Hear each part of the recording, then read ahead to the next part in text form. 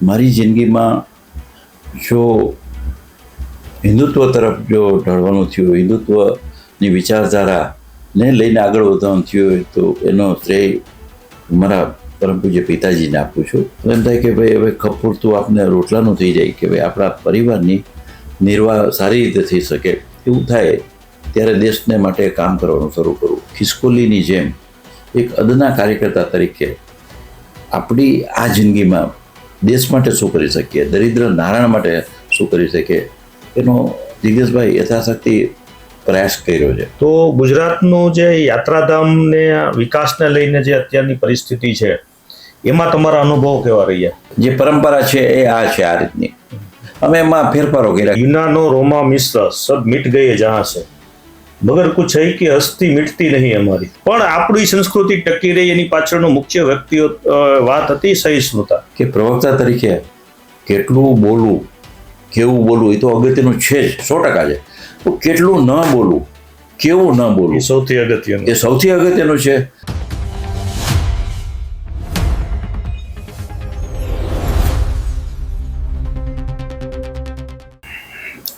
નમસ્કાર, ચક્રવાત ન્યૂઝમાં આપનું સ્વાગત છે. ચક્રવાત પોડકાસ્ટ સ્ટુડિયોમાં આજે આપણી વચ્ચે ઉપસ્થિત છે રાજુભાઈ ધ્રુવ. રાજુભાઈ એક એવું વ્યક્તિત્વ છે જે કોઈ પરિચયનું મોહતાજ નથી. જાહેર જીવનમાં છેલ્લા ઘણા જ દાયકાઓથી રાજુભાઈ સક્રિય છે અને ખાસ મીડિયાના માધ્યમથી રાજનીતિને લોકોની સુધી પહોંચાડવાનું કામ રાજુભાઈ કરી રહ્યા છે. રાજકોટ અને સૌરાષ્ટ્રમાં રાજુભાઈ ધ્રુવ ભારતીય જનતા પાર્ટીના મીડિયાનો પર્યાય બની ચૂક્યા છે એમ આપણે કહી શકીએ. તો આજે આપણી વચ્ચે એક વિશિષ્ટ અતિથિ તરીકે રાજુભાઈ ઉપસ્થિત છે. સ્વાગત છે આપનું રાજુભાઈ. નમસ્કાર, આભાર જિજ્ઞેશભાઈ, ખૂબ ખૂબ આભાર. રાજુભાઈ, સૌથી પહેલાં હું આપની પાસે એ જાણવાનો પ્રયત્ન કરીશ કે તમારું આટલું અભ્યાસુ જીવન છે, ખૂબ સારું તમે જીવનની અંદર તમારું વાંચન કહી શકાય કે એક ઉત્કૃષ્ટ કોટીનું તમારું વાંચન છે અને વિચારો પણ સાત્વિક અને અત્યારના સમયની અંદર રાજનીતિને કરતા કંઈક તમે અલગ ડિફરન્ટ તમારી વૈચારિક તમારું ભાથું છે. તો આ પ્રેરણા તમને ક્યાંથી મળી, તમારું બાળપણ અને રાજનીતિમાં તમારે કઈ રીતે આવવાનું થયું એના વિશે થોડું અમારા દર્શક મિત્રોને જાણકારી મળે એ માટે પ્રકાશ પાડશો? એમાં જિજ્ઞેશભાઈ બચપણથી એક પિતાજી મનહરલાલ રાયચંદ ધ્રુવ હિન્દુત્વની પ્રબળ ભાવના ધરાવતા. બીજું કે મારા પરિવારમાંથી મારા પિતાજીના પિતરાય એ શાખાએ જતા. પરિવારમાં હિન્દુ ધર્મ વિશે, સનાતન ધર્મ વિશે, મૂલ્યો વિશે ચર્ચાઓ થતી. અને હું એટલું કહીશ કે મારી જિંદગીમાં જો હિન્દુત્વ તરફ જો ઢળવાનું થયું, હિન્દુત્વની વિચારધારાને લઈને આગળ વધવાનું થયું હોય તો એનો શ્રેય મારા પરમ પૂજ્ય પિતાજીને આપું છું. એટલા માટે કે મને આંગળી પકડી ચાલતા તો મારા પિતાજીએ શીખવાડ્યું, પણ મારા વૈચારિક પિંડને ઘડવાનું કામ પણ મારા પિતાજીએ કર્યું. કદાચ નૈતિક મૂલ્યો, સિદ્ધાંતો, પ્રામાણિકતા આ બધા કદાચ મેં જાળવવાનો પ્રયત્ન કર્યો છે. આજ સુધી હું એ પ્રયત્ન કરતો આવ્યો છું અને માતા પિતાના આશીર્વાદ અને ભગવાનની કૃપાથી જાળવી શીખ્યો છું. તો એનું શ્રેય હું મારા પરમ પૂજ્ય પિતાજીને આપું છું. એમને કારણે હિન્દુત્વ અંગે વિચારવાનું બન્યું, એમને કારણે શાખાએ જવાનું શક્ય બન્યું. બીજું કે પિતાજીને કારણે લાઇબ્રેરીએ જવાનું બન્યું. વાંચનનું એક બચપણથી જ એકદમ કહી શકીએ કે બીજા ત્રીજા ધોરણમાં ભણતા હોય ને વાંચવાનું જ્યારે આવડ્યું ત્યારથી લાઇબ્રેરીએ જવાનું થયું. તો હું માનું છું કે મારા ગુરુ મારા પિતાજી છે. પણ મને જે કાંઈ અત્યારની આ રાજનીતિક માનસિકતા કારકિર્દી હોય અથવા તો એક મિશન ભાવ જો મનમાં આવ્યો હોય તો એનું કારણ સંસ્કારો અને વાંચન. અને એને લીધે એક આપણે કહ્યું કે રાજનીતિમાં આવવાનું કેમ બન્યું, એના 2-3 કારણો. કે હિન્દુત્વને મનમાં લઈને ચાલવાનું થતું. નાનપણથી જ એક ભાવના હતી, શાખામાં જતા ભગવા ધ્વજને પ્રણામ કરવાના થતા, મહાપુરુષો વિશે વાત સાંભળતા, અમર બલિદાનીઓ કે જેમણે દેશની આઝાદી માટે પોતાના પ્રાણની આહુતિ આપી, શિવાજીથી માંડી અને સરદાર વલ્લભભાઈ પટેલ સુધીના લોકો વિશે સાંભળવાનું બન્યું. બાલ ગંગાધર તિલકથી લઈ અને સરદાર ભગતસિંહ, મદનલાલ ધીંગરા વિશે સાંભળ્યું, વીર સાવરકરજી વિશે સાંભળ્યું. એના કારણે એક મનમાં એક વિચાર બીજ આરોપાયું કે ભાઈ રાજનીતિને એક સમાજ સેવા, લોકસેવા એનું માધ્યમ માની અને દેશભક્તિને કેન્દ્રમાં રાખી અને આપણે કામ કરી શકીએ એવો કયો પક્ષ? તો એ પક્ષ હતો ભારતીય જનતા પક્ષ. કારકિર્દીની શરૂઆતથી જ એક સંઘના સ્વયંસેવક તરીકે અને ભારતીય જનતા પક્ષના એક અદના કાર્યકર્તા તરીકે પક્ષમાં સક્રિય થવાનું બન્યું. ત્યારબાદ મીડિયાને લગતી જવાબદારીઓ આવી. તો એને કારણે એક તો વાંચન વધ્યું. અગાઉ પુસ્તકોનું વાંચન વધુ હતું, હવે એની સાથે અન્ય વાંચન પણ થયું. પછી દૈનંદિનમ કે રોજબરોજની ઘટનાઓ, આપણી આસપાસ બનતા બનાવો, લતામાં, શહેરમાં, રાજ્યમાં, દેશમાં, આ બધા વસ્તુઓમાંથી કંઈક ને કંઈક આપણે ગ્રહણ કરતા ગયા. એક માનસિકતા જો મજબૂત બની હોય, સમાજ અને દેશને કેન્દ્રમાં રાખીને આજ સુધી આપણે મિશન ભાવથી રાજનીતિમાં રહી શક્યો, તો હું એવું માનું છું કે માતા પિતાના સંસ્કાર અને વાંચનના કારણે કે એ જે માનસિક મજબૂતાઈ આજ સુધી ઘણી બધી વસ્તુઓ સામે ટકાવી રાખ્યા છે. રાજુભાઈ, આપની રાજકીય યાત્રાની શરૂઆત કઈ રીતે થઈ અને એનું પ્રથમ ચરણ શું હતું અને અત્યાર સુધીની આપની રાજકીય યાત્રાના આપના અનુભવો કેવા રહ્યા? જિજ્ઞેશભાઈ, રાજકોટના સંઘ કાર્યાલયમાં એકાદ વર્ષ જેવું રહેવાનું બન્યું. ત્યારે હાલના આપણા લોકલાડીલા વડાપ્રધાન નરેન્દ્રભાઈ મોદી એ ત્યારે અમદાવાદમાં વિભાગીય પ્રચારક હતા. અને એ જ્યારે મોરબીમાં પૂર આવ્યું, મચ્છુ ડેમ તૂટ્યો અને ત્યાર પછી રાષ્ટ્રીય સ્વયંસેવક સંઘે પૂર પીડિતો માટે મકાનો બનાવ્યા, રામકૃષ્ણ મિશનને મકાનો બનાવ્યા. તો મોરબી આવવા જવાનું થતું. સંઘ કાર્યાલયમાં રહેવાને કારણે સંઘના પ્રચારકોની સાથે હળવા મળવાનું થતું. અને એમ કરતાં કરતાં 87-88માં રાજનીતિમાં એક મનમાં કલ્પના હતી કે 80-81માં 16-17 વર્ષની ઉંમરે ધંધાની શરૂઆત કરી. એમ થાય કે ભાઈ હવે ખપ પૂરતું આપને રોટલાનું થઈ જાય, કે ભાઈ આપણા પરિવારની નિર્વાહ સારી રીતે થઈ શકે એવું થાય ત્યારે દેશને માટે કામ કરવાનું શરૂ કરવું. અને એ પરિસ્થિતિ 87-88માં આવી. ત્યારથી પક્ષમાં સક્રિય થવાનું શરૂ થયું. શરૂઆતના દિવસોમાં મોરબી જીવનભાઈ શુક્લ, જીવન કાકા, પ્રવીણ કાકા, આદરણીય કેશુભાઈ, આદરણીય અરવિંદભાઈ, આ બધાને કામ કરતા જોતા પ્રવીણ કાકા સાથે પણ નિકટનો વાતચીતો થતી. આદરણીય ચિમન કાકા સાથે પણ વિચાર વિમર્શ થતો.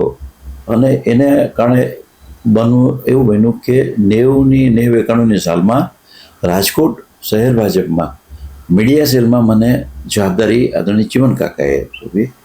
ત્યારે કમલેશભાઈ જોશીપુરા પ્રમુખ હતા, ઉમેશભાઈ રાજ્યગુરુ મહામંત્રી હતા અને વિજયભાઈ મહાનગરપાલિકામાં સ્ટેન્ડિંગ કમિટીના ચેરમેન હતા, વજુભાઈ મેયર હતા. તો આ બધાની આસપાસ એક વિદ્યાર્થી ભાવથી અભ્યાસ કરતાં કરતાં મીડિયા સેલની કામગીરી આગળ વધારી. અને 97માં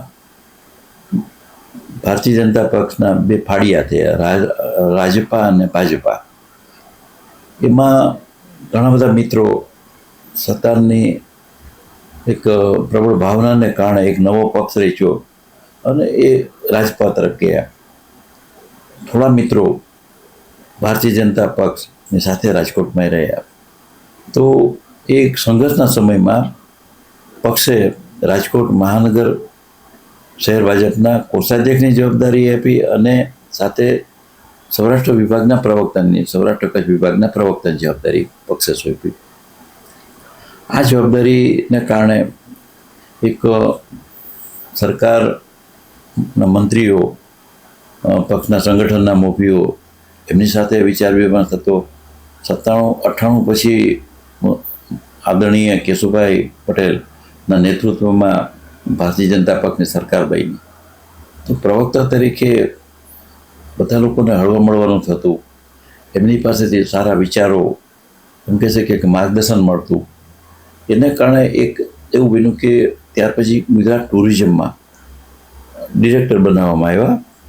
2002 સુધી ડિરેક્ટરની કામગીરી કરી, ખૂબ મહેનત કરી. એમ કહી શકીએ કે ગુજરાત પ્રવાસન નિગમ એમાં ગાંધીનગરમાં જેની બોર્ડની મિટિંગો થતી, એક સૂચન કર્યું કે ભાઈ જે પ્રવાસન સ્થળો છે ત્યાં જઈ ત્યાંની વિટંબણાઓ જાણીએ, ત્યાંની વાસ્તવિક પરિસ્થિતિ જોઈ અને બોર્ડ નિર્ણયો લે તો સારું. અને બોર્ડના ચેરમેન, મેનેજિંગ ડિરેક્ટર આ લોકોએ વાત સ્વીકારી અને અમે લોકો તરણેતરમાં પણ બોર્ડને લઈ ગયા. સાપુતારા તો ત્યાં પણ બોર્ડને લઈ ગયા. ઘણી બધી જગ્યાએ કે જે પ્રવાસન સ્થળો, યાત્રાધામો, ત્યાં ગુજરાત પ્રવાસનને અધિકારીઓ, પદાધિકારીઓ સાથે મળી અને યથાશક્તિ અમે પ્રયાસો કર્યા. મુખ્યમંત્રી નરેન્દ્રભાઈ મોદી કે એક પ્રખર રાષ્ટ્રવાદી વ્યક્તિત્વ, એમના નેજા હેઠળ રાજકોટ 2 ચૂંટણી લડવાની થઈ. નરેન્દ્રભાઈ સમગ્ર ગુજરાતમાં મુખ્યમંત્રી બન્યા બાદ એમની સંસદીય કારકિર્દીની પહેલી ચૂંટણી રાજકોટથી લઈ લે. રાજકોટ 2 અન્ય જગ્યાથી પણ એમનો ઓફરો આવતી, પરંતુ પક્ષે નક્કી કર્યું કે નરેન્દ્રભાઈ એમની મુખ્યમંત્રી તરીકેની કારકિર્દીમાં એમની વિધાનસભાની પહેલી ચૂંટણી રાજકોટથી લડશે. ત્યારે મુખ્યમંત્રી નરેન્દ્રભાઈ એમની તો એક અગાઉ એ ભારતીય જનતા પક્ષમાં રાષ્ટ્રીય સ્તરના હોદ્દાઓ સ્વાભાવિક સ્વીકારતા, રાષ્ટ્રીય મહામંત્રી, રાષ્ટ્રીય પ્રવક્તા, અનેક વિવિધ જવાબદારીઓ ઉઠાવતા નરેન્દ્રભાઈ મુખ્યમંત્રી બનેલા હતા. તો નરેન્દ્રભાઈની સાથે નજીક રહી કામ કરવાનો અવસર મળ્યો.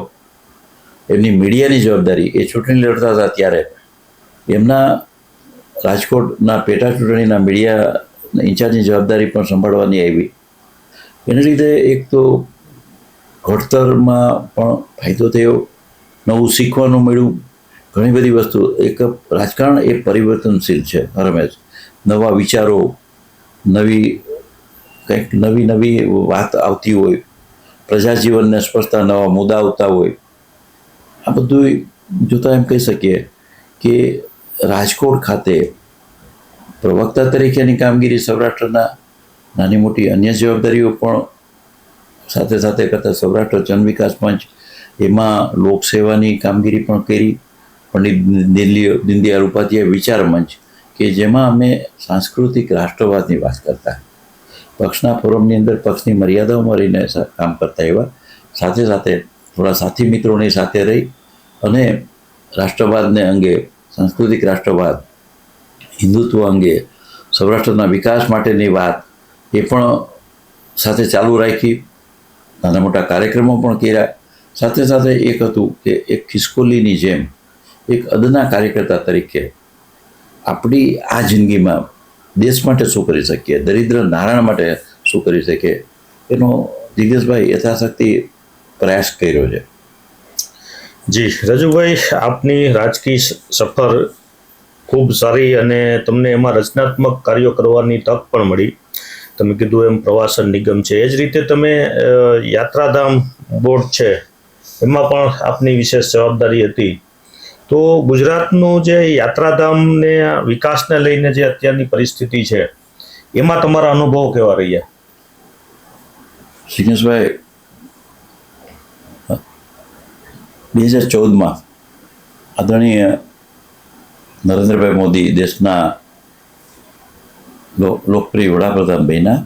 રાજ્યમાં શ્રીમતી આનંદીબેન પટેલ મુખ્યમંત્રી બન્યા અને એમના સમયગાળા દરમિયાન ગુજરાત પવિત્ર યાત્રાધામ વિકાસ બોર્ડમાં ઉપાધ્યક્ષ તરીકેની પક્ષે જવાબદારી નિર્ધારિત કરી. શરૂઆતમાં મુખ્યમંત્રી આનંદીબેનને મળી અને વિનંતી કરી કે આ જવાબદારી અન્ય કોઈને આપો તો સારું. બેનનો આગ્રહ હતો કે ભાઈ તમે એક નિષ્ઠાવાન કાર્યકર્તા છો અને પક્ષના તમામ લોકોના મનમાં ભાવ છે કે રાજુભાઈ કોઈ સંગઠનની સાથે પ્રવક્તાની સાથે આ જવાબદારી પણ વહન કરે. તમારા અનુભવ, તમારી એનર્જી એ આ ક્ષેત્રમાં પણ પક્ષ ઉપયોગ કરવા માગે છે, આ એમની વાત હતી. એમનો આદેશ સ્વીકારી અને સક્રિયતા સાથે ગુજરાત પવિત્ર યાત્રાધામ વિકાસ બોર્ડ એની જે કામગીરી તેમાં કૂદી ગયો. બે વસ્તુ બની કે ગુજરાત પવિત્ર યાત્રાધામ એમની સ્થાપના સમયથી ગુજરાતના 8 મુખ્ય યાત્રાધામો કે જેમાં સોમનાથ, દ્વારિકા, પાલીતાણા, જુનાગઢ, બહુચરાજી, પાવાગઢ, અંબાજી આ મુખ્ય યાત્રાધામો હતા. શામળાજી સહિતના 8 મુખ્ય યાત્રાધામો. ગુજરાત પવિત્ર યાત્રાધામની કામગીરી આમાં વધુ રહેતી. અન્ય જગ્યાએથી નાના મોટા યાત્રાધામોની રજૂઆતો આવતી.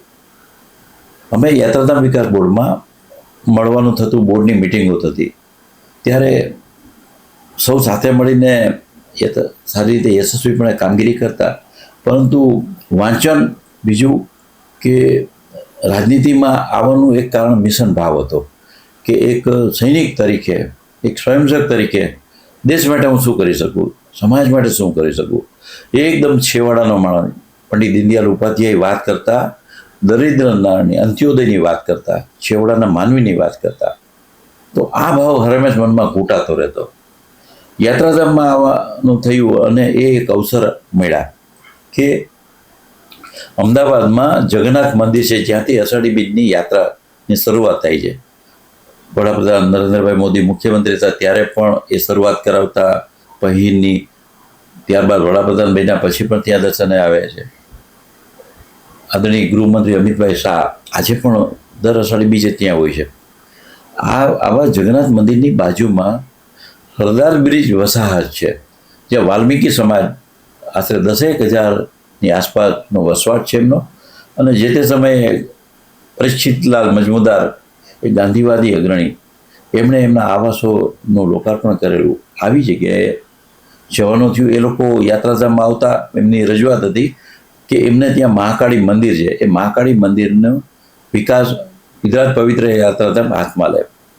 અધિકારીઓ અચકાતા હતા કે ભાઈ અમદાવાદમાં, શહેરમાં આ પ્રકારનું અધિકારીઓના મનમાં એક ભાવ હતો કે ભાઈ 8 મુખ્ય યાત્રાધામો ઉપર જ ફોકસ કરવાનું છે, એના પર જ કેન્દ્રિત કરવાનું છે. જે પરંપરા છે એ આ છે, આ રીતની. અમે એમાં ફેરફારો કર્યા કે ભાઈ જ્યાં યાત્રાળુઓ આવે છે, જ્યાં દર્શનાર્થીઓ આવે છે, જ્યાં ભાવિકો આવે છે, ભક્તો આવે છે, એ ગમે એ સમાજના હોય, એ ગમે એ વર્ગના હોય, એ ગમે એ વિસ્તારના હોય, યાત્રાળુઓની પ્રાથમિક સુવિધાઓ માટે આપણે શું કરી શકીએ. તો અમે એમના માટે એવું વિચાર્યું કે ભાઈ એમને પીવાના પાણીની સુવિધા આપીએ, બેઝિક ટોયલેટની, કે શૌચાલયની વ્યવસ્થાઓ પણ હોય, ભોજનાલય શક્ય હોય તો એ પણ વ્યવસ્થા હોય, એમને ત્યાં બેસવાની પણ વ્યવસ્થા હોય, એમ કહે છે કે સત્સંગ હોલ પણ હોય. આ દિશામાં વિચાર્યું અને સરદાર બીજ વસાહતના લોકોને અમે અધિકારીઓને કન્વિન્સ કરાવી, જોરદાર રજૂઆતો કરી અને ત્યાં 1.25 કરોડ રૂપિયા આપ્યા અને ત્યાં મહાકાળી મંદિર બન્યું. આવું જ બન્યું વાછડા દાદા છે, પાટડી, દસાડા, ખારાખોડા, ટીકરના રણની વચ્ચે એક સ્થળ આવેલું છે વાછડા દાદા, ધ્રાંગધ્રાથી જવાય છે. આ જગ્યાએ આસપાસમાં મીઠાના અગરિયાઓ પણ છે, જે મીઠું પકવે છે. અગરિયાઓની વસ્તીઓની વચ્ચે આ યાત્રાધામ આવેલું છે. આજે તો ત્યાં 11,000 ગાયો છે. અમે જ્યારે 2014-15-16માં હતા ત્યારે ત્યાં 6-7 હજાર ગાયો હતી. તો એ લોકોની રજૂઆતો હતી. અમે સો મોટો કરી ત્યાં ગયો, ત્યાં અભ્યાસ કર્યો અને એમ થયું કે ભાઈ અહીંયા જો યાત્રાધામ વિકાસ બોર્ડ રસ લે અને જો સુવિધાઓ વધારવામાં આવે તો એક તો ગૌસેવાનું કાર્ય પણ થઈ શકે. એ લોકો નિસ્વાર્થ ભાવે ગૌશાળા ચલાવે છે, સંપૂર્ણપણે બિનવ્યવસાયિક ધોરણો પર. તો એક યાત્રાધામમાં લોકો ત્યાંથી દૂર સુદૂરથી દર્શને આવતા હોય છે. હું એક વખત ત્યાં એક વખત ગયેલો, ત્યારે સુરતથી પટેલ સમાજના લોકો આવેલા, લગભગ 30-40 બસો આવેલી, અને એમાં ઘણાના સુરાપુરા કુળદેવતા વાછડા દાદા હતા. તો એ ત્યાં એમના ધાર્મિક કારણોસર આવેલા, અને એક પણ વૃક્ષ નહીં. જિજ્ઞેશભાઈ, જગ્યાની પરિસ્થિતિ એવી હતી કે આસપાસમાં એક પણ લીલું વૃક્ષ નહીં, બરાબર, ક્યાંય બેસવાની સુવિધા નહીં. તો મનમાં વિચાર આવ્યો કે જરૂર તો અહીંયા છે. 8 મુખ્ય યાત્રાધામો તો જેટલું કરીએ એટલું ઓછું છે, અને સરકાર કરી રહી છે. એ સોમનાથ હોય કે જુનાગઢ હોય કે દ્વારિકા હોય કે બહુચરાજી હોય કે પાવાગઢ હોય કે અંબાજી હોય, પરંતુ આ જગ્યા કે જ્યાં ગાયો પણ છે, ગરીબ પણ છે, અને યાત્રાળુ અને ભાવિકોનો પ્રવાહ છે, ત્યાં દર વર્ષે એમનો જે ઉત્સવ ઉજવવામાં આવે ત્યારે 2 થી 3 લાખ લોકો ત્યાં આવતા હોય છે. એના એકદમ મોટા તપેલાઓ હોય કે જેમાં એકી સાથે 5-5, 10-10 હજાર લોકોને માટે શાક બની શકે, દાળ ભાત બની શકે.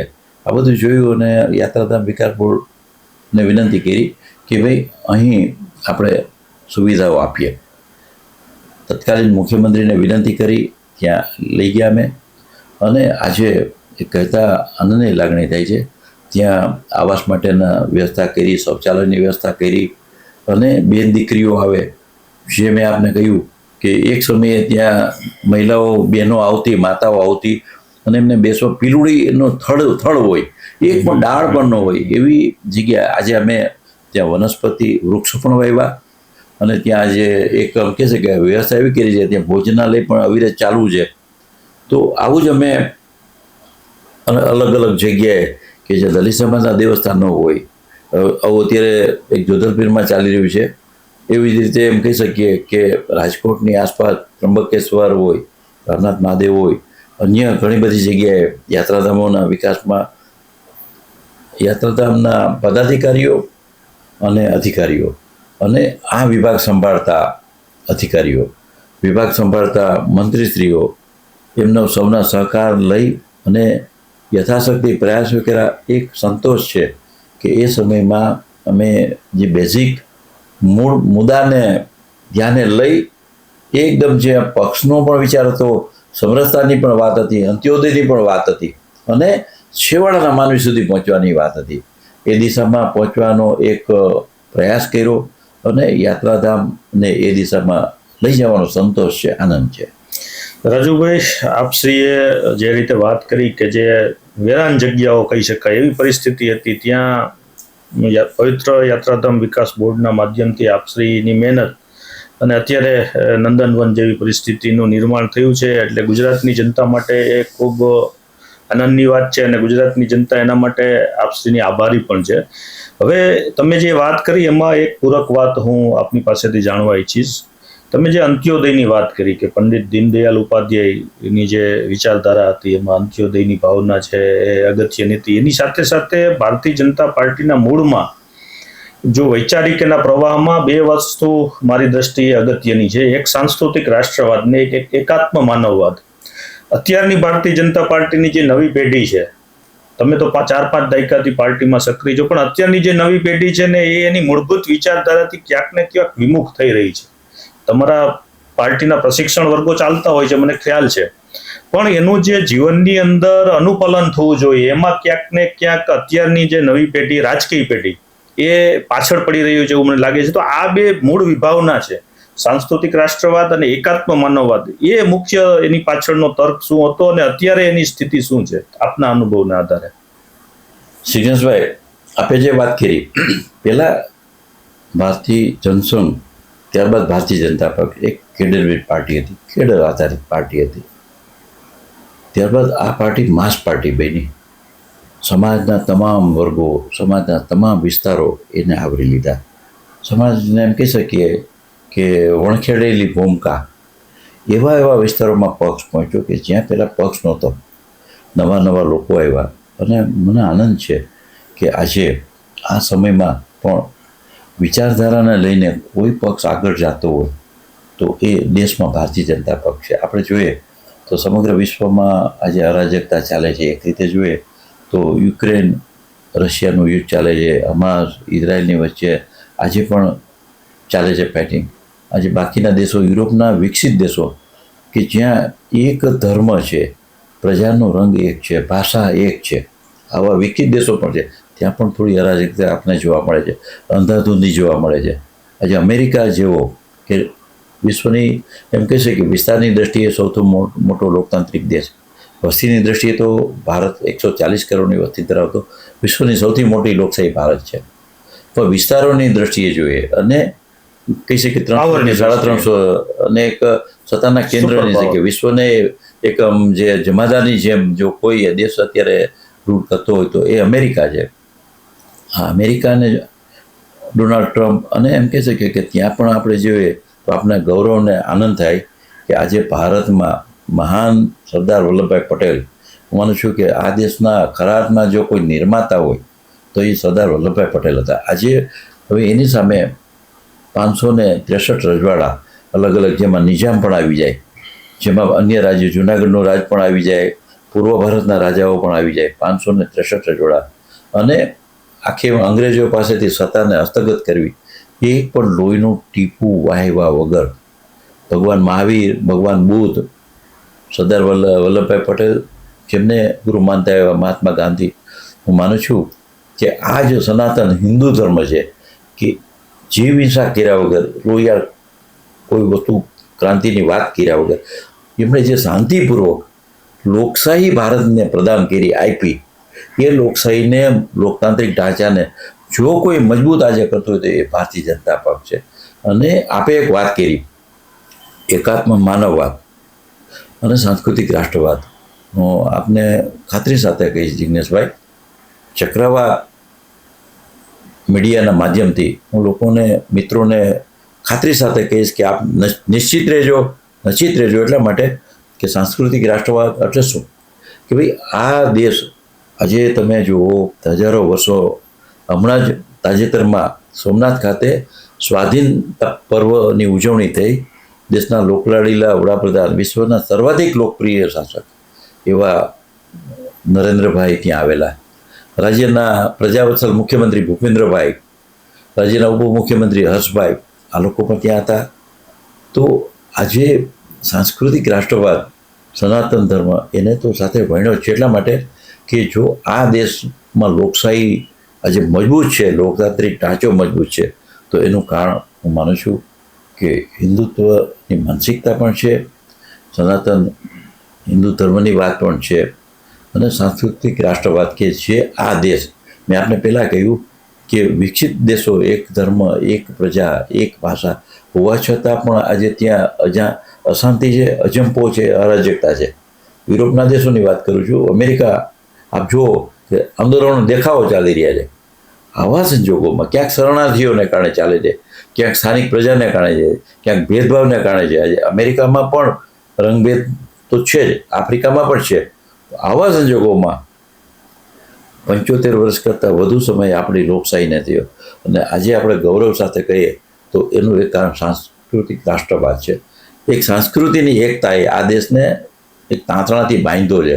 એ સનાતનનો તાંતણો છે કે દક્ષિણ ભારતના રાજ્યો હોય, તમિલનાડુ હોય, કેરલા હોય, તેલંગાણા હોય, આંધ્રપ્રદેશ હોય, આપ જુઓ કર્ણાટક હોય, એની સાથે પૂર્વ ભારતના રાજ્યો મણિપુર, મિઝોરામ, નાગાલેન્ડ, આસામ, કેવા કેવા રાજ્યો, સિક્કિમ, આ બાજુ લઈએ ઉત્તરાખંડ હોય, હિમાચલ પ્રદેશ હોય, ઉત્તર પ્રદેશ હોય, બિહાર હોય, ઝારખંડ હોય, ઓરિસ્સા હોય, છત્તીસગઢ હોય, આ બધા રાજ્યોને આજે જકડી બાંધી પ્રેમથી, પ્રેમના તાંતણે જો કોઈ બાંધતા હોય તો એવું માનું છું કે સાંસ્કૃતિક રાષ્ટ્રવાદ છે. અને પંડિત દીનદયાળ ઉપાધ્યાયજીની એક વિભાવના હતી, એકાત્મ માનવવાદ. વડાપ્રધાન નરેન્દ્રભાઈ મોદી આજે શું કરે છે? આજે એનો એટલો સલુકાઈ સાથે, એ એકદમ એમ કહી શકીએ સાહજિકતા સાથે અમલીકરણ કરે છે. દીનદયાળજીનું એક સૂચન હતું, હર ખેત કો પાણી, હર હાથ કો કામ. નરેન્દ્રભાઈ મુખ્યમંત્રી હતા, રાજ્યના મુખ્યમંત્રી હતા. સૌરાષ્ટ્રમાં જિજ્ઞેશભાઈ આપ પણ જાણો છો કે ટ્રેન દ્વારા પાણી લેવું પડતું હતું. આ પાણીદાર સૌરાષ્ટ્ર પ્રદેશ, કાઠિયાવાડ પ્રદેશ, પીવાના પાણીની સમસ્યા હતી, ઉદ્યોગો માટે પાણી નહોતું, પાણીદાર પ્રજાનો વિકાસ વિલંબિત થતો હતો. આવા સંજોગોમાં નરેન્દ્રભાઈ મુખ્યમંત્રી બનતાની સાથે એમણે સૌની યોજના, સૌરાષ્ટ્ર નર્મદા ઉત્તરણ યોજના 2012માં એનું મુહૂર્ત કર્યું. કોંગ્રેસના લોકો હસતા, અન્ય લોકો પણ હસતા કે આ પાણી ક્યાંથી લઈ આવશે. આપ જુઓ આજે સૌની યોજનાને કારણે આપ જો સમગ્ર સૌરાષ્ટ્રમાં પીવાના પાણીની સમસ્યા ભૂતકાળ બની ગઈ. અરે હું જિજ્ઞેશભાઈ આપને કહીશ, આપ પણ સાક્ષી છો. આપ પણ આ યાત્રામાં, રાજકોટના વિકાસની યાત્રામાં આપ પણ એમ કહે છે કે દ્રષ્ટા છો, જોતા હો છો. રાજકોટનો આજી ડેમ 10 વર્ષમાંથી 8 વર્ષ દુષ્કાળ ના હોય ને ખાલી જ હોય, અને જ્યારે સોળાની વરસાદ થાય ત્યારે આજી ડેમ પૂરો ન ભરાણો હોય. કેમ કે એનું કેચમેન્ટ ક્ષેત્ર, એનું સ્ત્રાવ ક્ષેત્ર છે એ 30-35 કિલોમીટર વિસ્તારમાંથી જ બધું પાણી આવે, એટલે આજી ડેમ ભરાતો નથી.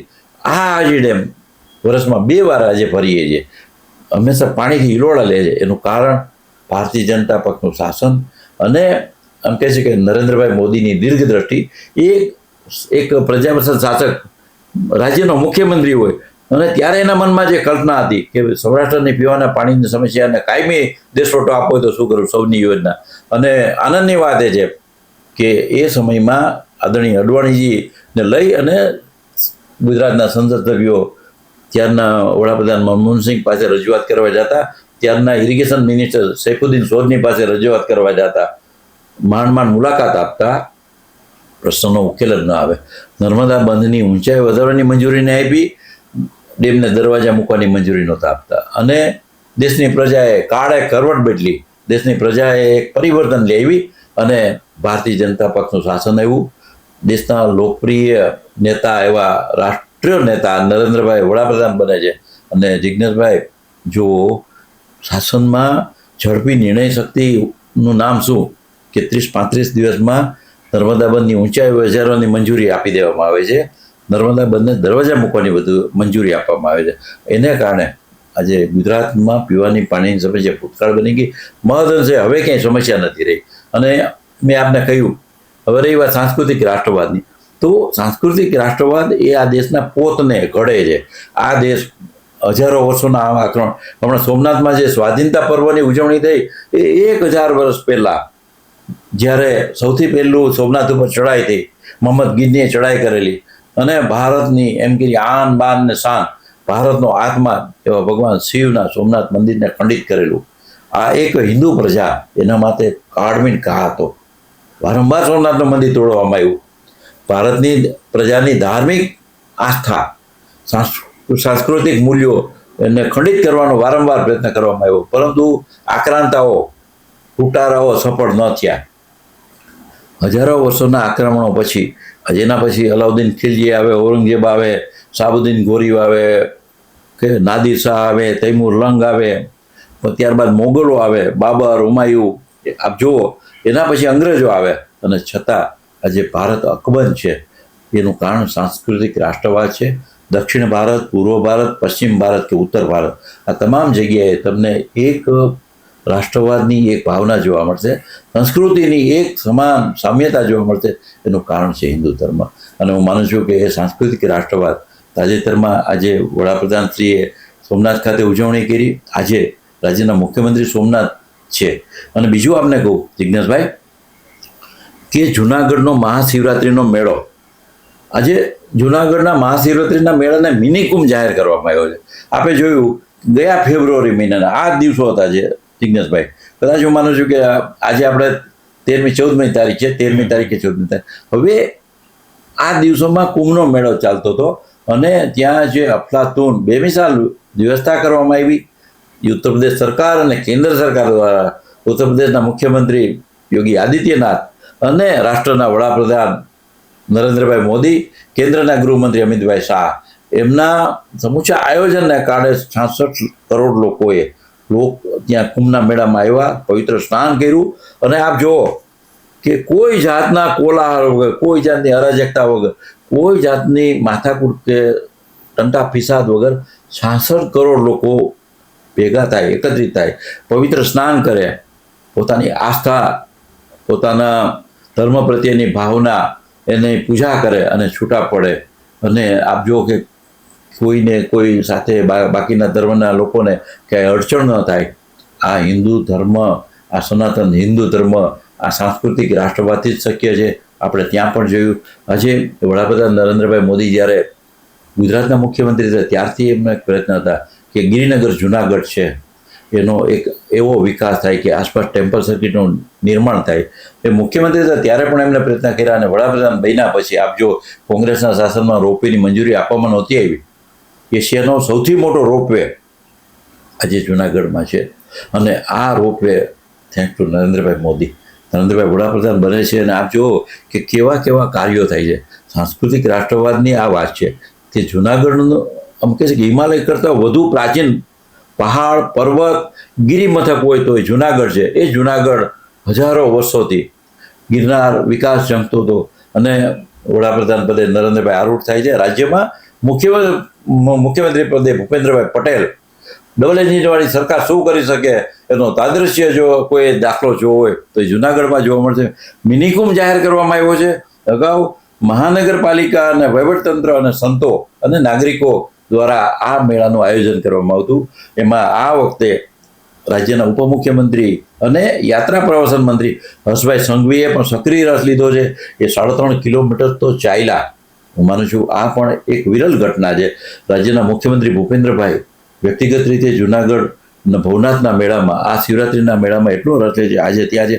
બીજું કે ભારતીય જનતા પક્ષના પ્રદેશ અધ્યક્ષ આદરણીય જગદીશભાઈ વિશ્વકર્માજી એ પણ ગઈકાલે ત્યાં હતા. કાર્યકર્તાઓને પણ સૂચના આપેલી કે સૌએ જુનાગઢના વિકાસ માટે આ સાંસ્કૃતિક મહોત્સવમાં લાગી જવાનું છે. આજે સાંસ્કૃતિક રાષ્ટ્રવાદની આ વાત કરીએ તો ભારતીય જનતા પક્ષનો એક કાર્યકર્તા, એ બૂથનો કાર્યકર્તા હોય, શક્તિ કેન્દ્રનો કાર્યકર્તા હોય, વોર્ડનો કાર્યકર્તા હોય, તાલુકાનો હોય, જિલ્લાનો હોય કે પ્રદેશનો આગેવાન હોય કે રાષ્ટ્રીય આગેવાન હોય, એને સાંસ્કૃતિક રાષ્ટ્રવાદનો છેડો નથી છેડો. અમે સાંસ્કૃતિક રાષ્ટ્રવાદને સાથે લઈને ચાલ્યા છે. હવે રહી વાત એકાત્મ માનવવાદની, તો આજે રાજ્યના મુખ્યમંત્રી ભૂપેન્દ્રભાઈ પટેલ, દેશના વડાપ્રધાન નરેન્દ્રભાઈ મોદી આ ડબલ એન્જિનવાળી સરકારોની કામગીરી આપજો, એમાં ક્યાંક ને ક્યાંક ડગલે ને પગલે તમને દીનદયાળ ઉપાધ્યાયજીનો એકાત્મ માનવવાદ દેખાશે કે સૃષ્ટિ, કુદરત, એના પર દરેકનો અધિકાર છે. કુદરતની પાસે જે સંપદા છે, જે એમ કહી શકે સમૃદ્ધિ છે, કુદરતનો જે વારસો છે, પ્રકૃતિએ જે મનુષ્ય જાતને મહાન ભેટ આપી છે, એના પર એકલા મનુષ્યનો અધિકાર નથી, એના પર સમગ્ર જીવ સૃષ્ટિનો અધિકાર છે. સજીવ નિર્જીવ તમામ લોકોનો અધિકાર છે. અને જે રીતે કેન્દ્ર સરકારે એક પછી એક આપ જો પગલાં લીધા છે. આજે દરેક યાત્રાધામો, એ મહાકાલ મંદિર હોય, કાશી વિશ્વનાથ કોરિડોર હોય, અરે આપને કહું જિજ્ઞેશભાઈ કે જે રીતે દ્વારકાધીશ કોરિડોર સરકાર 1500 કરોડ કરતાં વધુ ખર્ચો કરવાની છે. દ્વારકા, બેટ દ્વારકા આગળથી અતિક્રમણને દૂર કરી, સોમનાથમાં અતિક્રમણો દૂર કર્યા અને ઠેઠ ગોપનાથનું મંદિર ત્યાંથી લઈ અને સમગ્ર ગુજરાતની દરિયાઈ હદમાં જો યાત્રાધામ પ્રવાસનનો વિકાસ, માધવપુર ઘેડનો મેળો, કે જો સાંસ્કૃતિક રાષ્ટ્રવાદની આ પ્રબળતા જુઓ કે જે મેળા અગાઉ કોંગ્રેસની સરકાર વખતે સુસુપ્ત હતો, ત્યાં આજે પૂર્વ ભારત, ઈશાન ભારતના રાજ્યોના મુખ્યમંત્રીઓ આવે છે. એ મેળો ભારતને જોડે છે. આજે વડાપ્રધાન નરેન્દ્રભાઈ મોદીએ એક આયોજન એવા કર્યા છે કે જેમાં દેશના દરેક છેડા, દેશના દરેક વિભાગો, દેશની દરેક દિશાઓ, 10 દિશાઓ જોડાય અને રાષ્ટ્રના વિકાસની યાત્રાને, એક વિકાસની વણથંભી યાત્રા છે, એ આગળ લઈ જવાનું કામ નરેન્દ્રભાઈ દરેક વખતે વાત કરતા હોય છે. સૌનો સાથ, સૌનો વિકાસ, સૌનો પ્રયાસ.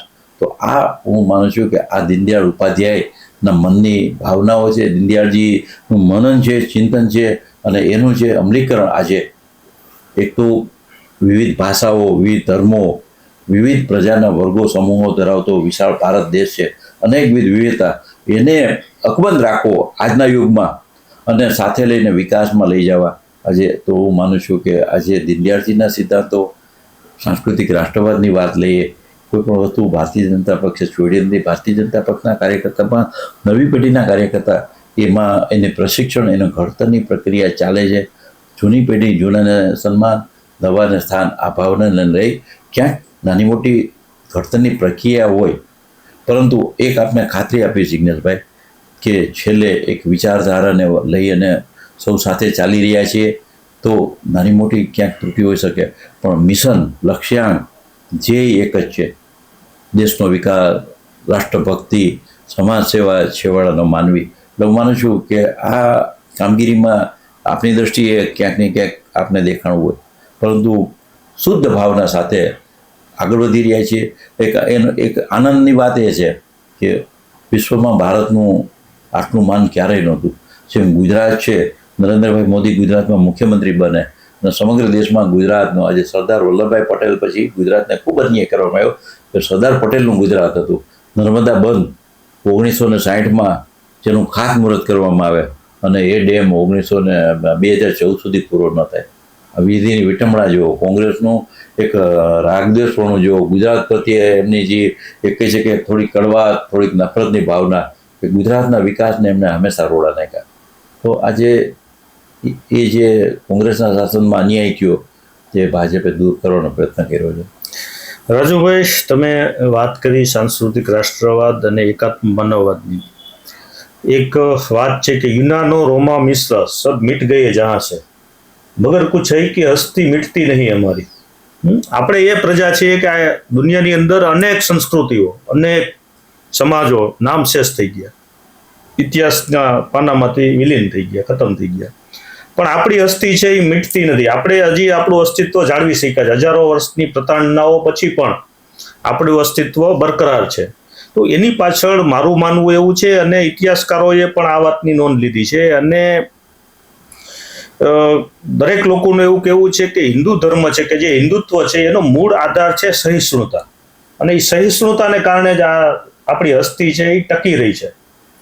જે લોકો કટ્ટર હતા, જે લોકો જડ હતા, એ ખતમ થઈ ગયા. બહુ તાકાતવાળા હતા. યુનાનોની વાત છે, રોમનોની વાત છે, પણ આપણી સંસ્કૃતિ ટકી રહી એની પાછળનો મુખ્ય વાત હતી સહિષ્ણુતા. પરંતુ અત્યારની વ્યવસ્થાની અંદર એ સહિષ્ણુતા ધીરે ધીરે હિન્દુત્વમાંથી ઓછી થઈ રહી છે, અને કટ્ટરતા જે કહીએ જે બીજા ધર્મોની અંદર છે એ કટ્ટરતા હિન્દુઓની અંદર પણ આવી રહી છે, અને એના પડઘાઓ પણ દેશમાં પડે છે. ઘણી જગ્યાએ મોબ લિન્ચિંગની ઘટનાઓ બને છે કે ખાલી અન્ય ધર્મના વિધર્મીઓ હોવાને કારણે લોકોને ટાર્ગેટ બનાવવામાં આવતા હોય છે. એવું પણ દેશની અંદર ઘણી વખત આપણી સામે આવે છે આવી ઘટનાઓ. તો આવી વાત ભારતીય જનતા પાર્ટીના પાયામાં કે એના વિચારધારામાં તો ક્યાંય છે નહીં. એમાં તો એકાત્મ માનવવાદ ને સાંસ્કૃતિક રાષ્ટ્રવાદની વાત છે, સૌને સાથે લેવાની વાત છે, સૌનો સાથ સૌનો વિકાસ એ મુખ્ય સૂત્ર છે. તો આવી ઘટનાઓ કેમ બને છે? એની પાછળનું શું હોઈ શકે કારણ? જિજ્ઞેશભાઈ, બહુ સ્પષ્ટપણે કહીશ. આપે વાત કરી, શરૂઆત હું કરીશ કે તો હિન્દુ ધર્મની વિશાળતા, સાગરપેટો ધર્મ છે, અને હિન્દુ ધર્મમાં માનનારી વ્યક્તિ ક્યારેય કટ્ટર ન હોઈ શકે, કટ્ટર થઈ જ ન શકે. અને આપ જુઓ તો ક્યાંય વ્યક્તિગત કોઈ ઘટના બની હોય છે, પરંતુ હિન્દુ ક્યારેય જડ નહીં હોય, હિન્દુ ક્યારેય કટ્ટર ન થઈ શકે, એ ધર્માંધ પણ ન થઈ શકે. અને હિન્દુ ધર્મની મહાનતા તો એ છે કે આજે નાસ્તિક હોવાને કારણે વૈજ્ઞાનિકોને આ વિકસિત યુરોપમાં મૃત્યુદંડની સજા આપવામાં આવેલી. નાસ્તિકોને આજે ઘણા દેશોમાં નાસ્તિકોને સિટીઝન નથી ગણવામાં આવતા. આવા સંજોગોમાં આપ જુઓ કે આ હિન્દુ ધર્મની મહાનતા, આ સાગરપેટા એની વિશાળતા જુઓ કે અહીં નાસ્તિકને પણ હિન્દુ ગણવામાં આવે છે. હિન્દુ ધર્મમાં ન માનતી વ્યક્તિ પણ પોતાના વિચારોની અભિવ્યક્તિ સાથે આ દેશમાં રહી શકે છે. એટલે એક આપણે કહું કે હિન્દુ ક્યારેય અસહિષ્ણુ ન બની શકે, એ સહઅસ્તિત્વમાં માનનારી પ્રજા છે. એટલે સૌથી આજે આપ જુઓ કે પારસીઓ ઈરાન, પર્શિયાથી સ્થળાંતરિત થઈ ભાગી અને પોતાનો ધર્મ અને પોતાના અવશેષો બચાવવા માટે ક્યાં આવ્યા? સંજાણ. આજે આ ઇઝરાયેલી પ્રજા, આ પારસી પ્રજા દૂધમાં સાકર પડે એમ પડી ગઈ છે. એટલે તમે જુઓ ક્યાંય પારસીઓએ ક્યારે ફરિયાદ કરી એવું નથી બન્યું. આજે એ જ વસ્તુ તમે ખ્રિસ્તી ધર્મને જુઓ, યહૂદીઓની વાત જુઓ, અન્ય લોકોને જુઓ, બૌદ્ધ ધર્મની વાત કરો, તમામ ધર્મો દૂધમાં સાકર પડે એમ પડી ગયા. આજે એમનું ધાર્મિક અસ્તિત્વ તો પોતાનું જાળવી રાખ્યું છે, પરંતુ સહઅસ્તિત્વની ભાવનાને પણ એ લોકોએ અપનાવી છે. આજે હિન્દુની અપેક્ષા, હિન્દુ ધર્મની અપેક્ષા અન્ય ધર્મ પાસેથી બીજી છે જ નહીં કે એ પોતાની ધાર્મિક માન્યતાને ફેરફારો કરે, પરિવર્તન કરે. અને તમે જે ધર્મમાં માનો છો માનો, તમારો અધિકાર છે, પણ સહઅસ્તિત્વ, લીવ એન્ડ લેટ લીવ, આ હિન્દુ ધર્મનો મૂળ થીમ જે ભાવ છે વેદોના સમયથી. આપ જુઓ કે હિન્દુ એ રાજાઓ, અગાઉના રાજાઓ આપ જુઓ, ભરતના સમયે ભરતથી નામ પડ્યું ભારત, એક પછી એક સમ્રાટ અશોકથી માંડીને લઈ આજ સુધીના હિન્દુ રાજાઓ. તો ક્યારેય એક પણ હિન્દુ શાસકમાં કટ્ટરતા નહોતી. આપ જુઓ તો હું એવું માનું છું કે હિન્દુ પ્રજા આજે અન્ય ધર્મના લોકો એમના સંપૂર્ણ પોતાની જે એ ધર્મની બહુમતી હોય ત્યાં આટલા સુખીને સલામત નથી જેટલા એ ભારતમાં છે. આજે આપ તમામ આ રીતે જુઓ તો મુસ્લિમ ધર્મમાં માનનારી પ્રજા હોય કે ખ્રિસ્તી ધર્મમાં માનનારી પ્રજા હોય કે પારસી ધર્મમાં માનનારી પ્રજા હોય કે બૌદ્ધ ધર્મમાં માનનારી પ્રજા હોય કે જૈન ધર્મમાં માનનારી પ્રજા હોય કે શીખ ધર્મમાં માનનારી પ્રજા હોય, આજે એ હિન્દુસ્તાનમાં સલામત છે, સમૃદ્ધ છે, વિકાસશીલ બન્યા છે, પ્રગતિનો એમને પણ લાભ મળે છે. એનું કારણ હિન્દુ પ્રજાનું બ્રોડ માઇન્ડેડનેસ છે, એની હૃદયની ઉદારતા છે, એના હૃદયની વિશાળતા છે. હા, એક આપને કહું કે આજે મોબ લિન્ચિંગ એ ક્યાં બને છે? કોઈ એવા ટકોરી પ્રકારના લોકો, એને તમે હિન્દુ ધર્મ કે હિન્દુ તો સાથે ન સાંકળી શકાય આવું. અને બીજી એક વાત કે આ હિન્દુ પ્રજાએ કેવા ન્યાયો સહન કર્યા છે, જજિયા વેરાઓ પણ સહન કર્યા છે. અગાઉના મુસ્લિમ શાસકો હિન્દુ ધર્મ પાળવા માટે જજિયા વેરો નાખતા, અને એના પછી આપ જુઓ કે આ દેશમાં એક પીડા અને દુઃખ સાથે કહેવું પડે કે મહાન સરદાર પટેલે દેશમાંથી રાજાશાહી દૂર કરી, એ પણ રાજાઓને વિશ્વાસમાં લઈ સમંત કરી અને એકદમ શાંતિપૂર્ણ રીતે. અને દુઃખની વાત એ છે, એ જ સમયે મહાત્મા ગાંધીજીએ એક એવા રાજવંશની સ્થાપના કરી કે જે લોકશાહી ઢાંચા સાથે આમ કહી શકીએ કે એ અનુકૂળતા સાધી ન શકે, પરિવારવાદ ઉપર જ ચાલ્યું. આપ જુઓ તો જે તે સમયે મહાત્મા ગાંધીની સામે 15 પ્રાંતિય કમિટીઓ હતી કોંગ્રેસની, એમાંથી 13 લોકોએ સરદાર વલ્લભભાઈ પટેલ વડાપ્રધાન બને એ માટેનો મત આપેલો, અને 1-2 લોકોએ કદાચ નહેરુને મત આપેલો.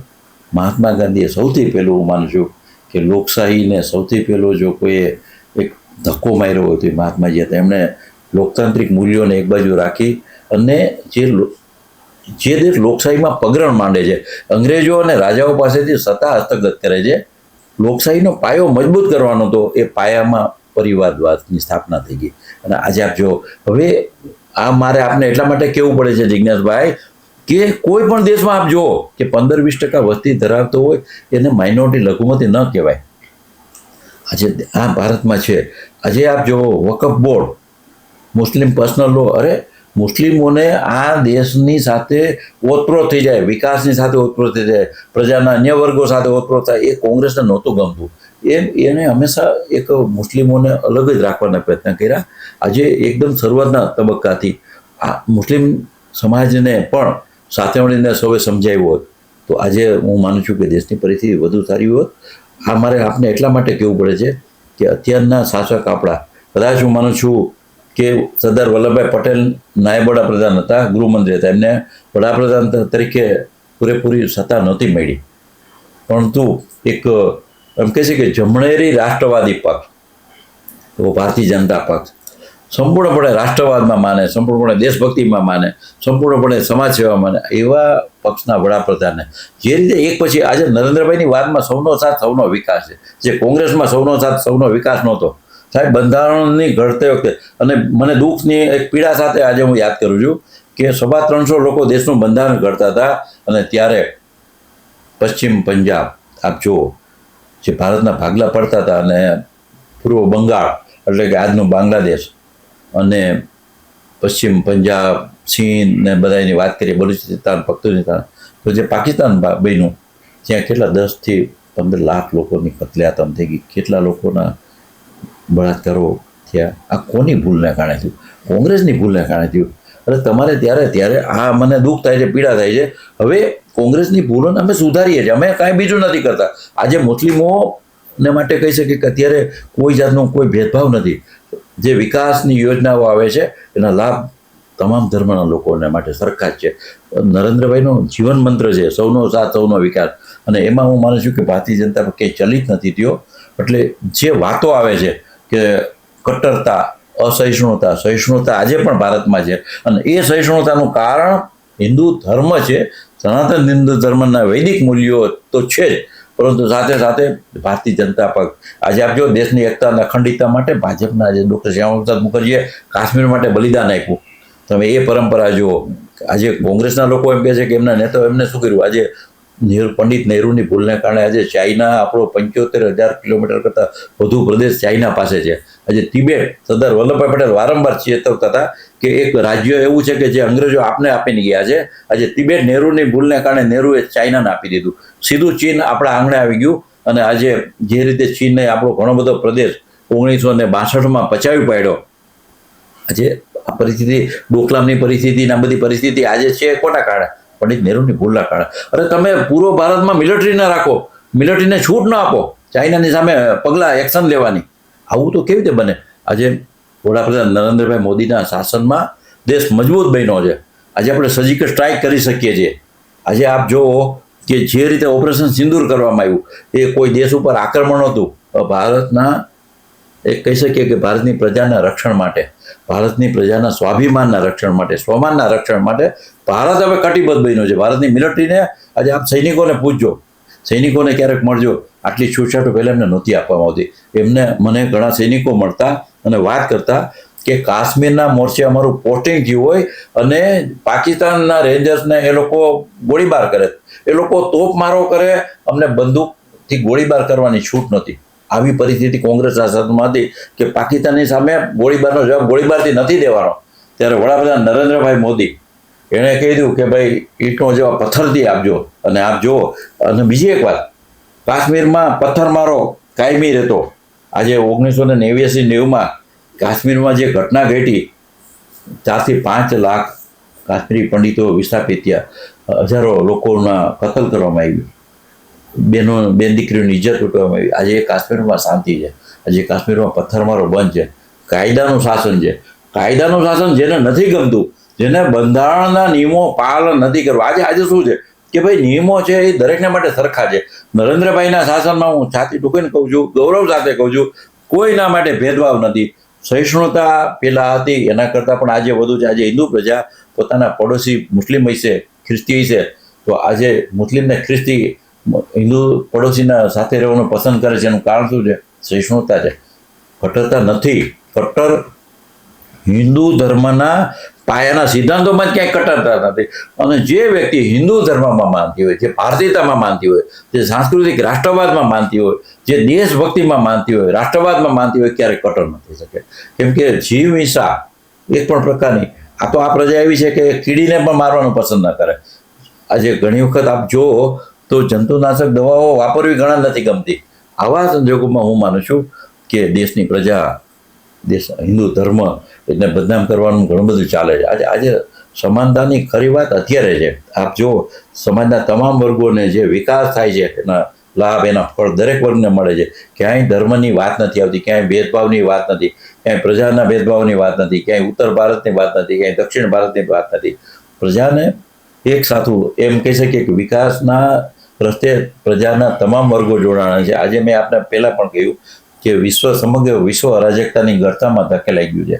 ત્યારે 140 કરોડની વસ્તી ધરાવતો ભારત એક છે, અકબંધ છે, અખંડિત છે. એનું કારણ સરદાર પટેલે વાવેલું લોકતાંત્રિક મૂલ્યોનું વૃક્ષ, અને એ વૃક્ષ આજે કબીરવડ બન્યું છે. અને ભારતીય જનતા પક્ષે 11 વર્ષના શાસનમાં જે રીતે જે મજબૂતાઈ સાથે લોકતાંત્રિક મૂલ્યોનું સંવર્ધન કર્યું છે. આપ જો નરેન્દ્રભાઈ મોદીને એ વાત કરતા હોય છે કે મને દરરોજ કિલોબંધ ગાળો મળે છે, એ માણસ એને તમે જે કહ્યું સહન કરે છે, છતાં લોક વિકાસના કાર્યો ચાલુ. આજે આપ જુઓ કે દિલ્હીમાં વિદેશી આક્રાંતાઓના નામે રસ્તાઓ હતા, કોંગ્રેસને એની સામે વાંધો નહોતો. એ દૂર કોણે કર્યા? ભારતીય જનતા પક્ષના શાસનમાં. ઔરંગઝેબના સમયમાં હિન્દુ ધર્મ પાળવા માટે જજિયા વેરો નાખવામાં આવતો. આજે સોમનાથ મંદિર, તો એના વિદ્વાનમાં ઔરંગઝેબનું પણ નામ છે. આપ જો ઘણી બધી જગ્યાએ આજે 40 થી 45 લાખ લોકો એ સમયમાં યુદ્ધોમાં હત્યા કરવામાં આવી. તો આ બધું પ્રજાને આપણે યાદ કરાવીએ કે ભાઈ અગાઉનો સમય. હું એવું માનું છું કે નરેન્દ્રભાઈના શાસનમાં કોઈ પણ જાતના ધાર્મિક ભેદભાવ વગર, કોઈ પણ જાતની કટ્ટરતા વગર પ્રજાના તમામ વર્ગોનો વિકાસ થયો છે. આજે આપણે ખૂબ શિવાજીની વાત કરીએ, હિન્દુત્વની દ્રષ્ટિએ જોવો કે હિન્દુ ધર્મના રક્ષણ માટેની વાત કરીએ, તો માનું છું કે શિવાજી મહાન રાજા હતા. એ શિવાજીની સામે કોઈ મહિલાને લઈ જવામાં આવી અને એમ કહ્યું કે ભાઈ ખજાનોની સાથે આવ્યું છે, આ બધું છે. ત્યારે એમણે નીચી નજરે એટલું કીધું કે માં, હું તારા પેટે જન્મ્યો હતો, હું પણ કેટલો સુંદર હોત. સાહેબ, આ ભાવના એક હિન્દુની છે. આજે ભારતની આસપાસના પડોશી દેશો એ પણ ભારતનો ભરોસો કરે છે, વિશ્વના દેશો પણ ભારતની પ્રજાનો ભરોસો કરે, અને એનું કારણ હિન્દુ ધર્મના મૂલ્યો છે. અને એ ધર્મમાં સર્વધર્મ સંભાવની વાત છે. ઓમ સહના ભવતુ સહનો ભુનક્તુ સહ વીર્યમ કરવા વહે. આજે આ મંત્ર આ હિન્દુ પ્રજાનો છે આજે. અને આ મંત્ર સમગ્ર વિશ્વને માટે છે ને, આખો હિન્દુ પ્રજાના ધર્મના પાળતા લોકો માટે નથી. મારું આપણે જિજ્ઞેશભાઈ હું એટલું કહીશ એક અદના કાર્યકર્તા તરીકે કે હિન્દુ ક્યારેય કટર ન થઈ શકે. મોબ લિન્ચિંગની ઘટનાઓ આપ જો ક્યારેય બનતી, અરે એની ક્યાં વાત કરો છો? હમણાં જ નવરાત્રિ ગઈ. નવરાત્રિમાં આજે પહેલાંના સમયને આપ જો કે કાયદો અને વ્યવસ્થાની સ્થિતિ, એક નાની ઉંમરની દીકરી અને એ રાત્રે પોતાનું એક્ટિવા સ્કૂટર લઈ અને ગરબા રમવા જઈ શકે. રાત્રે 2-3 વાગે એના પેટનું પાણી ન લે, એના વાલીના પેટનું પાણી ન લે. શું કામ? ભાજપનું શાસન છે. આજે હુલડો ગુજરાતમાં 30 વર્ષમાં ક્યાંય તમને હુલડો જોવા નથી મળતા, ક્યાંય કોમ્યુનલ રમખાણો નથી જોવા મળતા, કોમી રમખાણો નથી. આજે અમદાવાદમાં આપને કહું કે જુહાપુરાવાળો આખો રસ્તો બંધ કરી દેવામાં આવતો અને સૌરાષ્ટ્રમાંથી આવતા અન્ય વિસ્તારોમાંથી આવતા પ્રજાજનોને અમદાવાદ પાલડી જવું હોય તો રસ્તો ફરીને જવો પડતો. આજે રસ્તો ચાલુ છે. એટલા માટે ચાલુ છે કે કોઈ બળજબરી નથી, પણ દરેક લોકોને ભરોસો છે કે ભાજપના શાસનમાં કોઈને અન્યાય નહીં કરવામાં આવે. અને આજે હું માનું છું કે ઘણા બધા લોકો આજે જે રીતે કોંગ્રેસને આટલા વર્ષો સત્તા વિહોણી રહી છે, સત્તા નથી ગુજરાતમાં અને 11 વર્ષથી તો દેશમાં પણ સત્તા નથી. આ બેબાકડી થયેલી, વિહવળ થયેલી કોંગ્રેસ છે તે અફવાઓ ફેલાવે છે. બાકી આજે જે રીતે એક વિકાસની વાત લઈ વડાપ્રધાન નરેન્દ્રભાઈ મોદી ચાલ્યા છે, તો એમાં મણિપુરને ભાગે પણ એટલો જ હિસ્સો છે જેટલો ઉત્તરાખંડને ભાગે. આજે હિમાચલ પ્રદેશમાં કોંગ્રેસની સરકાર છે. હિમાચલની પ્રજા ક્યારેય એમ ન કહી શકે કે હિમાચલને અન્યાય કરવામાં આવે છે. તમિલનાડુમાં ડીએમકેની સરકાર છે. એ ડીએમકેની સરકાર પણ એ ફરિયાદ ન કરી શકે કે ભાઈ અન્ય પાર્ટીની સરકાર છે એટલે તમિલનાડુને અન્યાય કરવામાં આવે છે. કેરળમાં અલગ જ પક્ષની સરકાર છે, પણ એ પક્ષનો મુખ્યમંત્રી વિજયન એ પણ નરેન્દ્રભાઈને સન્માન કરે છે. એટલા માટે કે નરેન્દ્રભાઈની આંખમાં વડાપ્રધાન કેવો એક વાલી, એક કુટુંબનો વડો છે. અને હું માનું છું કે એક ફેડરલ શાસન વ્યવસ્થામાં નરેન્દ્રભાઈએ આજે અમેરિકા અને 50થી વધુ રાજ્યો છે અને રાજ્યોમાં અંદર અત્યારે જે ખટરાક ચાલે છે એ આપ જુઓ. યુરોપમાં પણ આ જ પરિસ્થિતિ છે. ત્યારે દેશમાં આજે 36 રાજ્યો છે. કુલ મળીને આપ જુઓ તો એમાં 9 કેન્દ્રશાસિત પ્રદેશો છે અને બાકીના સંપૂર્ણ રાજ્યો છે. આ તમામ રાજ્યોની પ્રજા, તમામ ધર્મમાં માનતી પ્રજા, અલગ અલગ ભાષાઓમાં માનતી પ્રજા, સૌને સાથે લઈ અને દેશની એકતા અને અખંડિતતાને જાળવી હોય તો આ ભગીરથ કાર્ય હું માનું છું કે ભારતીય જનતા પક્ષનો એક અદનો નાનો કાર્યકર્તા, એ સંઘ પરિવારનો નાનો સ્વયંસેવક હોય આના હૈયે હંમેશા રાષ્ટ્રનો હિત છે, પ્રજાનો હિત છે. ત્યારે હિન્દુ કદાપી કટ્ટર ન થઈ શકે, હિન્દુ કદાપી જડ ન થઈ શકે. હિન્દુ અન્ય લોકોની પ્રગતિ, અન્ય લોકોનો વિકાસ એને પ્રોત્સાહન આપે. હિન્દુ ક્યારેય અવરોધક ન બની શકે. હિન્દુ ધર્મનો આપ જો વેદોના સમયથી તો આ જ ઇતિહાસ રહ્યો છે. સહ અસ્તિત્વની ભાવના લઈને જ્યારે આગળ વધ્યા છે ત્યારે ભારતીય જનતા પક્ષના તો રૂએ સહ અસ્તિત્વની વાત છે. જિજ્ઞેશભાઈ. રાજુભાઈ, આપ શ્રી ભારતીય જનતા પાર્ટીના પ્રવક્તા તરીકે ખૂબ જ લાંબા સમયથી કાર્યરત છો. અનેક વખત એવા પ્રસંગો બનતા હશે કે તમારા પક્ષના કોઈ વ્યક્તિ કે નેતાઓ સામે વ્યક્તિગત આક્ષેપો હોય કે પાર્ટી સામે કોઈ પ્રશ્ન હોય ત્યારે તમે બખૂબી ચતુરાઈપૂર્વક અને તમારી વક્તૃત્વ શક્તિના આધારે એનો બચાવ કરતા હોવ છો. તો એક પ્રવક્તા તરીકેની જવાબદારીનું મૂલ્યાંકન તમે કઈ રીતે કરશો? પાર્ટીના પ્રવક્તા તરીકે તમારી આખી કામગીરી, તમારી કેરિયર, એનું મૂલ્યાંકન તમે કઈ રીતે કરશો? જિજ્ઞેશભાઈ, એક તો ભારતીય જનતા પક્ષ એને એક કાર્યકર્તા તરીકે એક ભરોસો મૂકી અને એક ઉત્તરદાયિત્વ આપ્યું, જવાબદારી આપી, એને નિષ્ઠાપૂર્ણ રીતે અદા કરવાનો એક નમ્ર પ્રયાસ હંમેશ કરતો રહ્યો છું. પક્ષની જવાબદારીની દ્રષ્ટિએ મીડિયા અને પક્ષના અગ્રણીઓ એની વચ્ચે એક સેતુ બનવાનો, એક કડી બનવાનો નમ્ર પ્રયાસ મારો હંમેશા રહ્યો છે. અને આજે મુરબ્બી કેશુભાઈ પટેલ મુખ્યમંત્રી હોય, મુરબ્બી નરેન્દ્રભાઈ મોદી કે જે અમારા સર્વાધિક લોકપ્રિય વડાપ્રધાન છે, શ્રીમતી આનંદીબેન પટેલ મુખ્યમંત્રી હોય કે શ્રી વિજયભાઈ રૂપાણી મુખ્યમંત્રી, ત્યારબાદ આપણે જોઈએ તો ભૂપેન્દ્રભાઈ પટેલ છે. પ્રદેશ અધ્યક્ષોની વાત કરીએ તો કાશીરામ રાણા, રાજેન્દ્રસિંહ રાણા, વજુભાઈ વાળા, પરસોત્તમભાઈ રૂપાલા, આરસી ફલદુ, જીતુભાઈ વાઘાણી, એક પછી એક આપણે સી.આર. પાટીલ સાહેબ, ત્યારબાદ આપણે જોઈએ તો જગદીશ વિશ્વકર્માજી, આ બધાની સાથે કામ કરવાનો અવસર મળ્યો, નમ્ર પ્રયાસ કર્યો. પણ એક વસ્તુ કેન્દ્રમાં હતી, અને એક આપને કહું જિજ્ઞેશભાઈ કે પ્રવક્તા તરીકે કેટલું બોલવું, કેવું બોલવું એ તો અગત્યનું છે જ, 100% છે. તો કેટલું ન બોલવું, કેવું ન બોલવું, એ સૌથી અગત્યનું. એ સૌથી અગત્યનું છે. અને એ પાલન કરવાનો મેં નમ્ર પ્રયાસ હરમેશ કર્યો છે. અને પક્ષ તરફથી પણ એક યથાયોગ્ય સન્માન સાથે જવાબદારી અદા કરવા માટેની એક મોકળાશ મળી. સાથે એક કાર્યકર્તા તરીકે હરમેશ એક આદર્શ કાર્યકર્તા કેવો એ બનવા માટેની દિશામાં જવાનો મારો નમ્ર પ્રયાસ રહ્યો છે.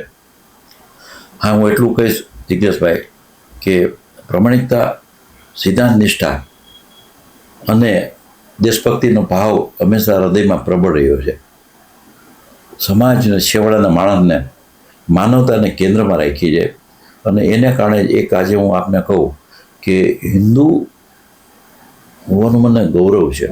અને હું હિન્દુ છું એટલે જ કદાચ મારામાં આ પ્રકારના મેરિટ કહો કે ગુણ કહો એ હું મિશન ભાવ સાથે અદા કરી શકવા પ્રયત્નશીલ થઈ શક્યો છું.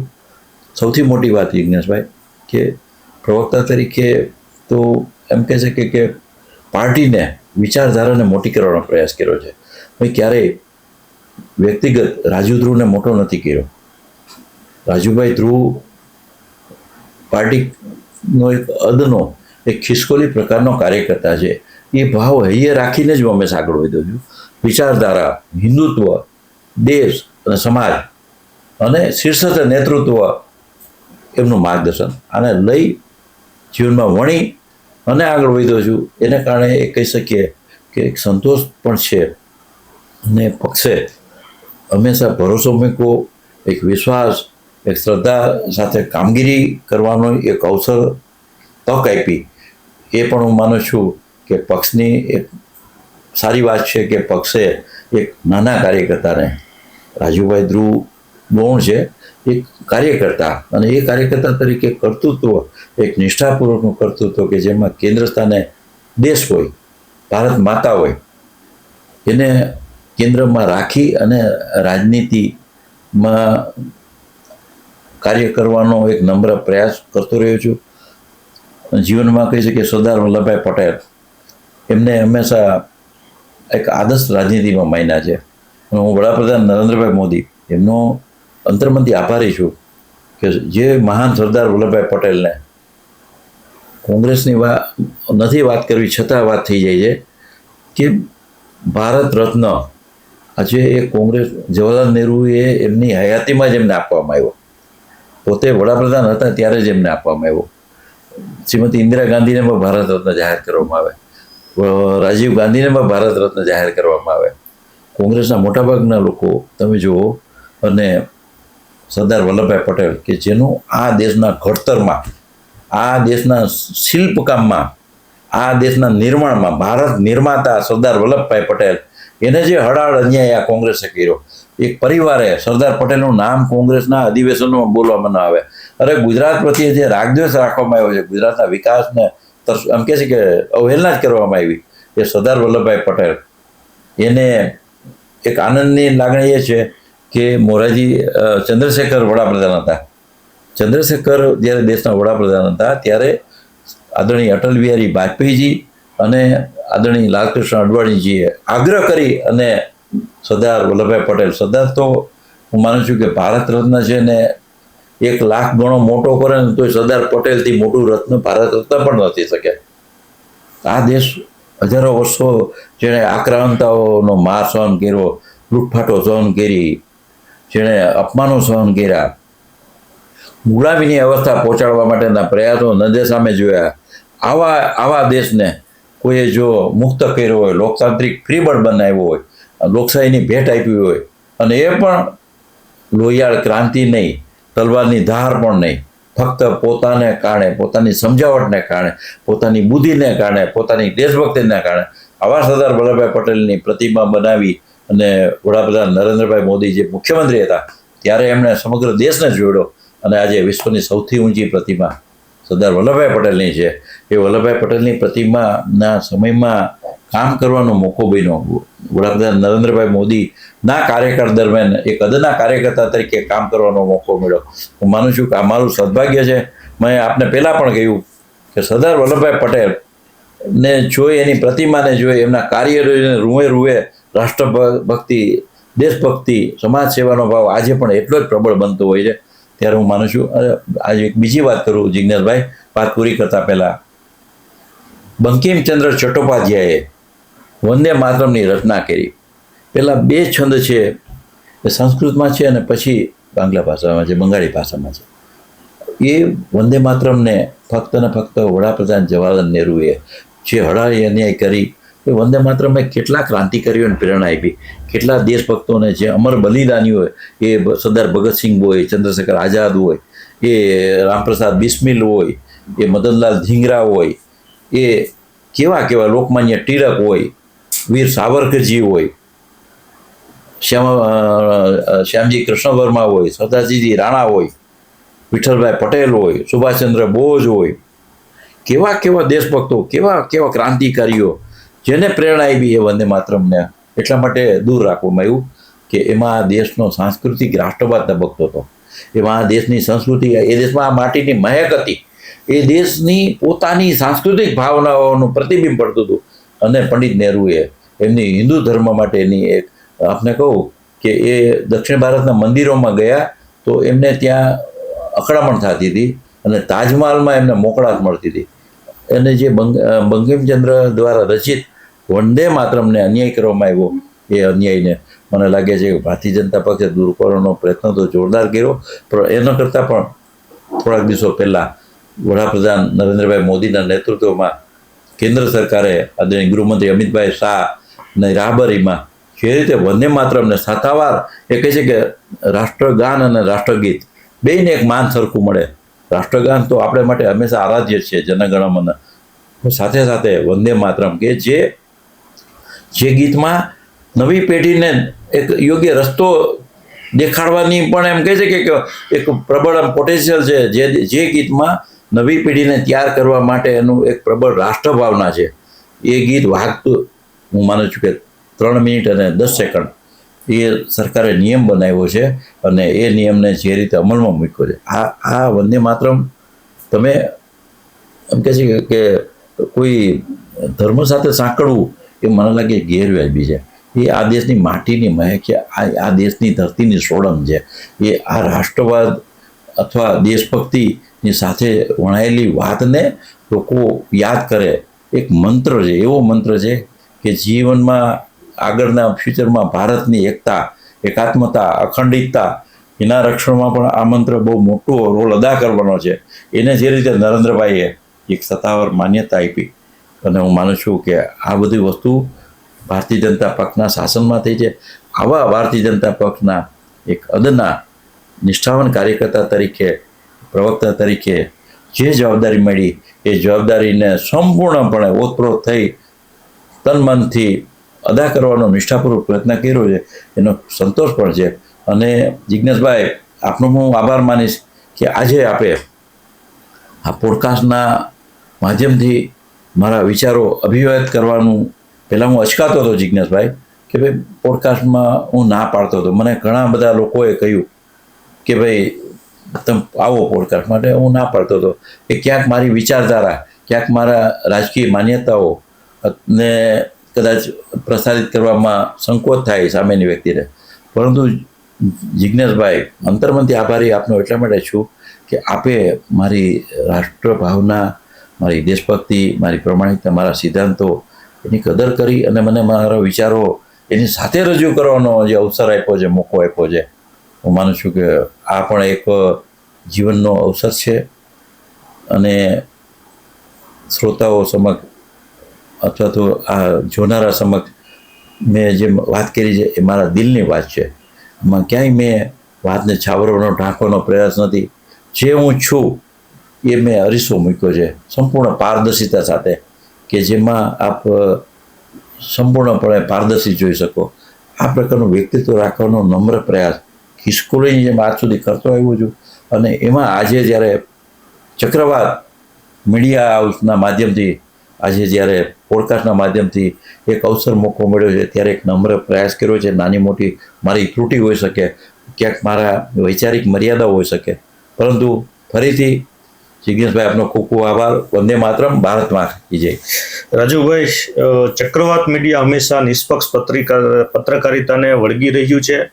પત્રકારોનું કામ છે એક માધ્યમ તરીકે કોઈ પણ વિચારોને લોકોની સમક્ષ લઈ જવાનો, અને અમે એ જ પ્રયાસ કરી રહ્યા છીએ. આપશ્રીની ગુજરાત પ્રદેશ કારોબારીમાં પણ વરણી થઈ છે. અમે એવી આશા રાખીએ કે આપની રાજકીય કારકિર્દી ઉત્તરોત્તર પ્રગતિના પથ ઉપર આગળ વધે અને આપશ્રી રાજનીતિના માધ્યમથી લોકોની વચ્ચે લોકોની સેવા કરતા રહો. ધન્યવાદ. નમસ્કાર. આભાર.